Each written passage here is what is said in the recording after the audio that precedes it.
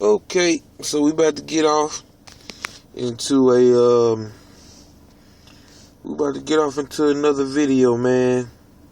And you know how it goes. Now, I already told you people. First one's free. Then what I say? I said I will shut that shit down. No exceptions. Now, I don't know what kind of lying assholes you've been dealing with. But I'm a man of my word. First impressions are important.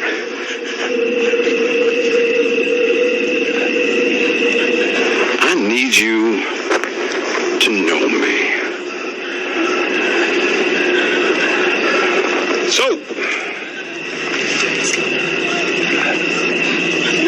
back to it.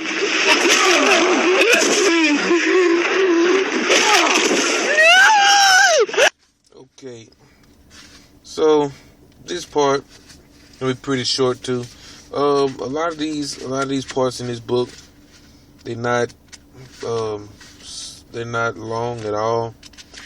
You know, the way I was doing it, I was trying to do it one a day, try to read one part a day, but some of them are so short that you want to get off into the next part, being that you have a lot of time left. But yeah, we better talk about the stock market, man. This part is called Stock Market Race Roulette. Okay, Wall Street is a street in New York City that began as a thriving market in African slaves. Okay, just like our fellow brothers and sisters who are in the prison system now. Okay, if you haven't seen Hidden Colors, I believe it's the first one, but you really have to see all four. You have to see the Hidden Colors.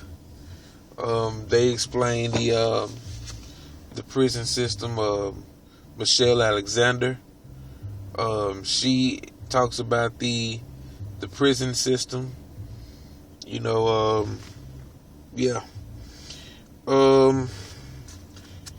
They're talking about Bernard Madoff. I don't want to talk about Mr. Madoff in this video. I probably will make a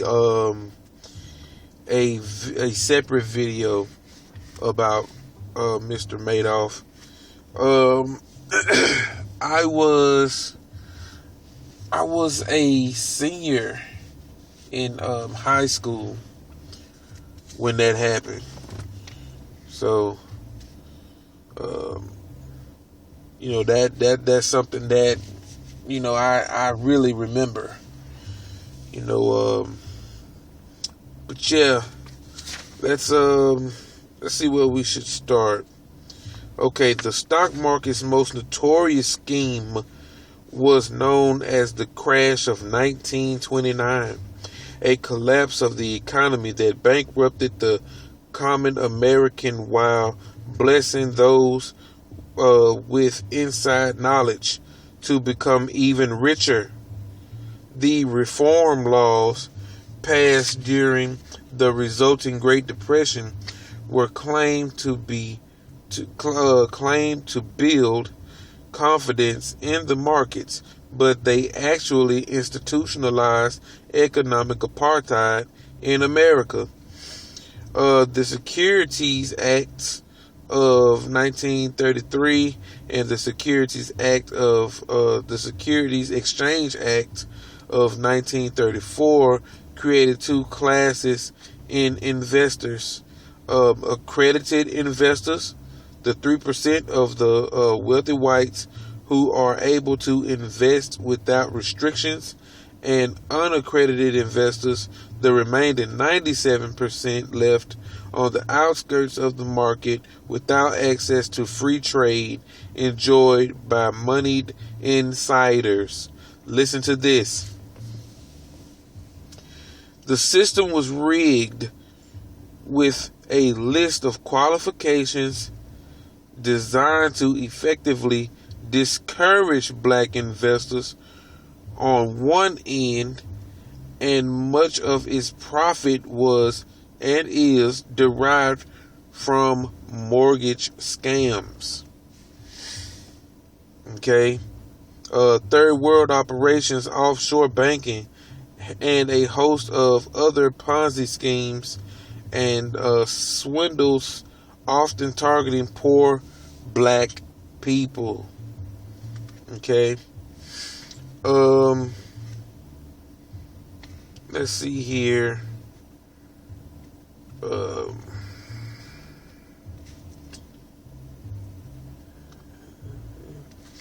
Okay. Yeah. Okay. Just as nobody was jailed for the series of weapons of mass destruction lies that generated the everlasting global war, no high-level Wall Street bankers did time for a clear conspiracy that went all the way to the White House, and that is estimated to have cost America between $6 and $14 trillion. Okay, now what I'm about to do is I'm about to look up Bernard Madoff, because you have to understand why they put him in this book. See, Bernard Madoff went to jail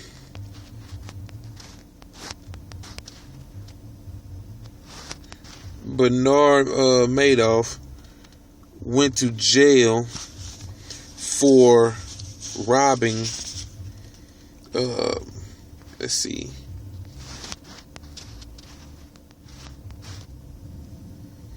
here, bear with me, I'm finna do a quick Wikipedia search.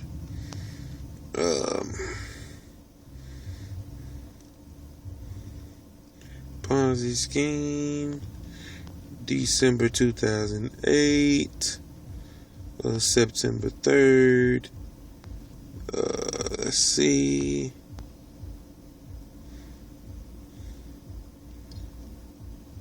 The amount missing from client accounts, including fabricated gains, was almost $65 billion. Now, he's in jail for costing people, the elites, if they want to call themselves the elites, but white people. He robbed some very powerful white people, which estimated to $65 billion. That's the Wikipedia search. Now, based on historical, reliable, documented proofs, evidence, facts, America. Listen to this. I'm going to read the whole thing again. Just as nobody was jailed for the series of weapons of mass destruction that lies, let me read it again. I'm getting ahead of myself. This is exciting. Okay. Just as nobody was jailed for the series of weapons of mass destruction lies that generated an everlasting global war, no high-level Wall Street bankers did time. None of them did time for a clear conspiracy that went all the way to the White House, and that is estimated to have cost America between $6 and $14 trillion. What Bernard Madoff did was a percentage. What he stole was a percentage of this. But it may have been America's way of saying, we won't even tolerate our own. Okay, stealing from us. If that was the case. Okay. But I'm going to make that. Well, if time permits, I will make a video talking about Bernard Madoff. I wish I had some better equipment to make these videos, because of what I want to add to those videos concerning Mr. Madoff. But as you can see, white people, here we go again. You continuously, in case you missed it, the Securities Act of 1933 and the Securities Exchange Act of 1934. Okay, these created the two classes of investors. Okay, you have the 3% who own the wealth, and you have the 97% who's left on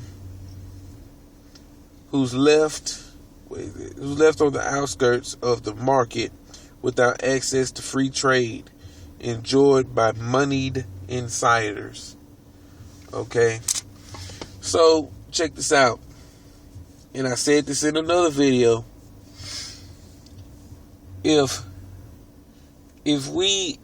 When we talk about white supremacy and we talk about the unfair justice in this country, these are the people that we are referring to.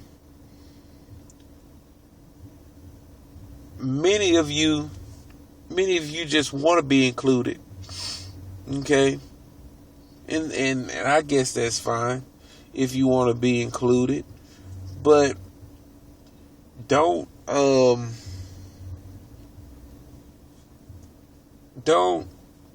include yourself by being condescending, sarcastic, and just downright rude. Okay? I'm not telling you how to be. I'm just saying how to respect me. Okay? And that's just what it is, man. Okay? You come to me with respect, and I will respect you.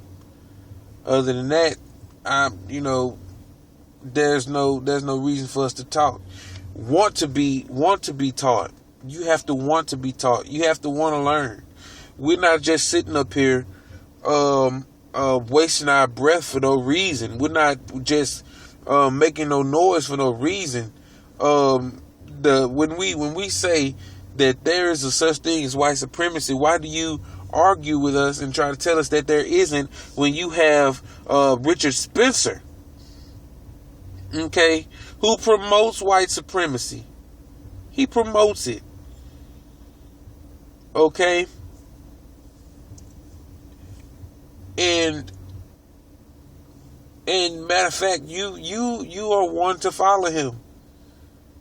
Now, when we talk about the people in this book, this 3% who owns a lot of the wealth, he's included in that. Okay, he's supporting those people. Okay, so it's like what it said. If you're not a problem, or if you're not helping, you're a part of the problem. Okay, if you're not with us, if you're not trying to help, you are a part of the problem. Okay, and many of you, whether you want to stay outside of it, of what's going on, and you say that I don't want to be involved in that, you are one to be on. You're the opposition. Okay, and that's just what it is. I just had to say that because I know that this is going to be one of the videos that when there is a debate, if there happens to be a debate, I'm going to have to post this under the as a reply to whatever comment, so that they can see. Okay, when we talk about white supremacy, this is what we're talking about. With the people who own majority of the world's wealth, and those people that support them, majority of them being conservative. Okay, you can't tell us just lie down and take this oppression. That's like it's like a rapist without a gun, without a weapon, saying just lay down and let me rape you. No. Nah. You know, you can't tell us to be quiet. You can't tell us to just live like everybody else. We have a voice, and we're going to speak. And that's just what it is. You still there? I don't know. It seems like you're trying to speak, but you just took a hell of a hit. I just popped your skull so hard, your eyeball just popped out. And it is gross as shit. God, I'll find you.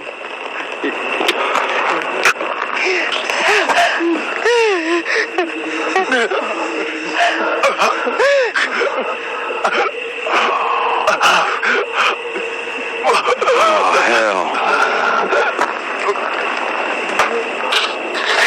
I can see this is hard on you guys. I am sorry. I truly am. But I did say it.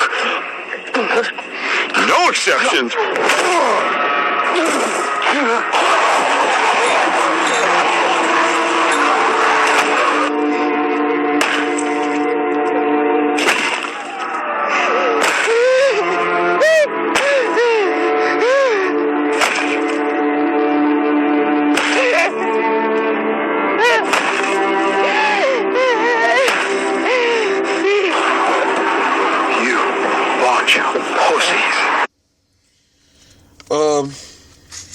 Before I close this video, just want to say that the next section that we're going to be talking about, the next section is going to be public education.